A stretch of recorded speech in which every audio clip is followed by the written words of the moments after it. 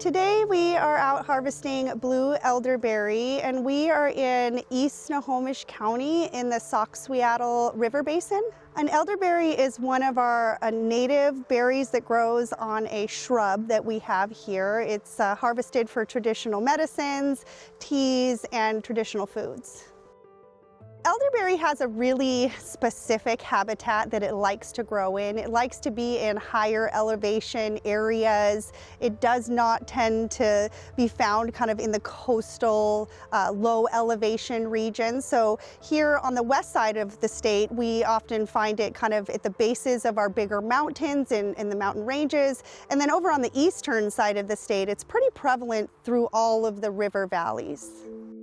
Since these berries grow in those higher elevation areas, as the tribes moved up in elevation through the season into this late summer and early fall, following those fish into the headwaters of their rivers, that's where they would come and find these berries. So the timing of the salmon really tied in to the timing of gathering this berry.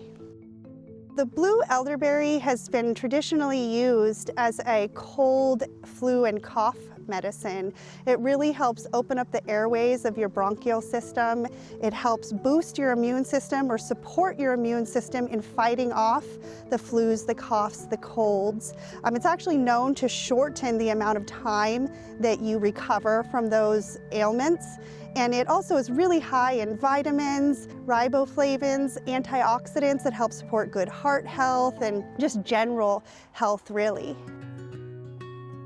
Gathering this particular berry, it's easier in groups because they tend to be high up on the bush, and you need to have someone help kind of hook and pull down those branches so that you can get to the berries that grow on the very, very ends or tips of the bush. And right beneath the berries, there are the leading leaves, and you want to cut the berries right after the last set of leaves so that you can allow the new growth to come in the next year. So the ones that you want to be harvesting are dark purple with a powdery coating over them. The nice thing about elderberry is that all of the berries do not come ripe at the exact same time. And so just by looking at the tree, evaluating which ones are dark, have the powdery coating, don't have many of the green berries mixed in with their umbel, those are the ones that you're going to want to take.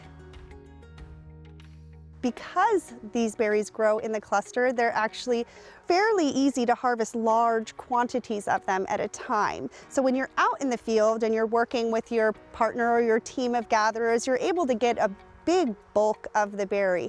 But that's really when the work begins, because then when you come and you get home, you need to process all of those. And there are several different ways you can do that. One, you could do the tedious work of picking each of the berries off of this umbel that has many, many berries on it. Or you can dehydrate them and then kind of brush them off of the branches. And then the other kind of more modern way to do it is to freeze them on the stem, and then once they're frozen, they come off pretty easily.